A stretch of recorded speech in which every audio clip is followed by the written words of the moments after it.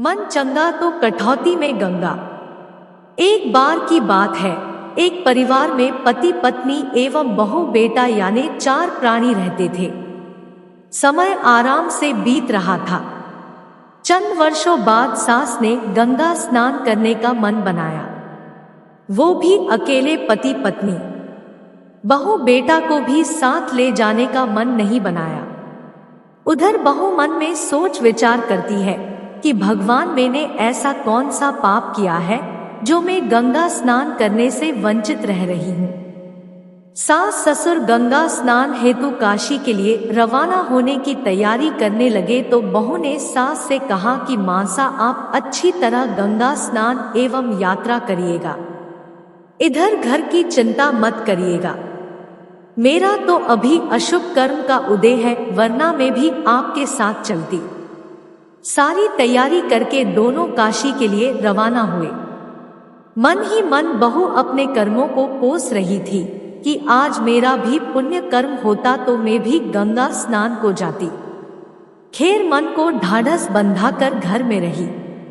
उधर सास जब गंगाजी में स्नान कर रही थी, स्नान करते करते घर में रखी अलमारी की तरफ ध्यान गया और मन ही मन सोचने लगी कि अरे, अलमारी खुली छोड़कर आ गई, कैसी बेवकूफ औरत हूँ, बंद करके नहीं आई। पीछे से बहुत सारा गहना निकाल लेगी। यही विचार करते करते स्नान कर रही थी कि अचानक हाथ में पहनी हुई अंगूठी हाथ से निकलकर गंगा में गिर गई। अब और चिंता बढ़ गई कि मेरी अंगूठी गिर गई। उसका ध्यान गंगा स्नान में न होकर सिर्फ घर की अलमारी में था। उधर बहू ने विचार किया कि देखो, मेरा शुभ कर्म होता तो मैं भी गंगा जी जाती। सासू माँ कितनी पुण्यवान है जो आज गंगा स्नान कर रही है।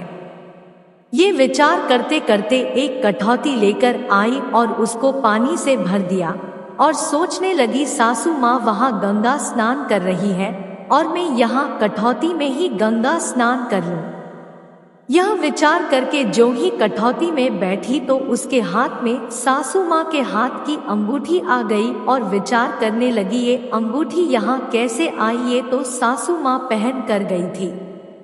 इतना सब करने के बाद उसने उस अंगूठी को अपनी अलमारी में सुरक्षित रख दी और कहा कि सासू माँ आने पर उनको दे दूंगी। उधर सारी यात्रा एवं गंगा स्नान करके सास लौटी तब बहू ने उनकी कुशल यात्रा एवं गंगा स्नान के बारे में पूछा तो सास ने कहा कि बहुत सारी यात्रा एवं गंगा स्नान तो की पर मन नहीं लगा।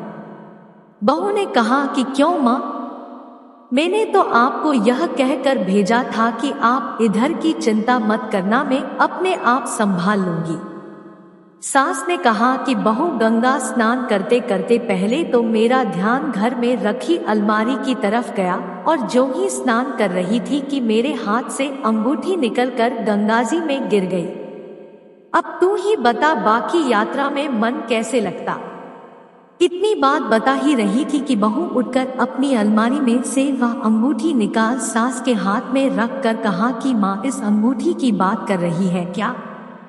सास ने कहा, हाँ, यह तेरे पास कहाँ से आई, इसको तो मैं पहन कर गई थी और मेरी अंगुली से निकलकर गंगाजी में गिरी थी। बहू ने जवाब देते हुए कहा कि माँ, जब गंगा स्नान कर रही थी तो मेरे मन में आया कि देखो माँ कितनी पुण्यवान है जो आज गंगा स्नान हेतु गई। मेरा कैसा अशुभ कर्म आड़े आ रहा था जो मैं नहीं जा सकी। इतना सब सोचने के बाद मैंने विचार किया कि क्यों मैं यहीं पर कठौती में पानी डालकर उसको ही गंगा समझकर गंगा स्नान कर लूं। जैसे मैंने ऐसा किया और कठौती में स्नान करने लगी कि मेरे हाथ में यह अंगूठी आई।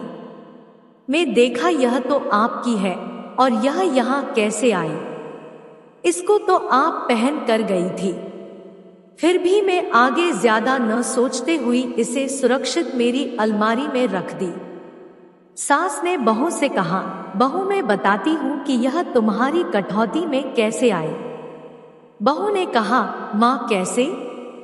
सास ने बताया, बहू देखो, मन चंगा तो कठौती में गंगा। मेरा मन वहां पर चंगा नहीं था।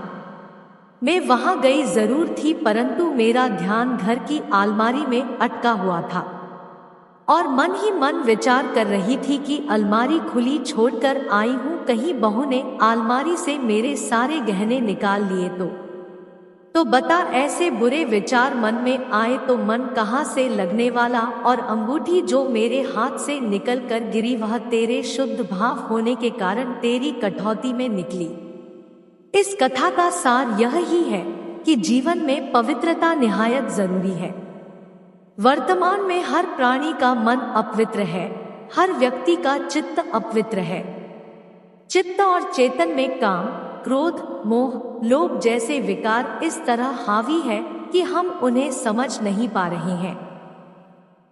उस विकृति के कारण हमारा जीना बहुत दुर्भर हो रहा है। बाहर की गंदगी को हम पसंद नहीं करते, वह दिखती है, तत्क्षण हम उसे दूर करने के प्रयास में लग जाते हैं। हमारे भीतर में जो गंदगी भरी पड़ी है उस और हमारा ध्यान नहीं जाता है। आज जिस पवित्रता की बात की जानी है उस पवित्रता का संबंध बाहर से नहीं है, भीतर की पवित्रता से है। राम राम जी।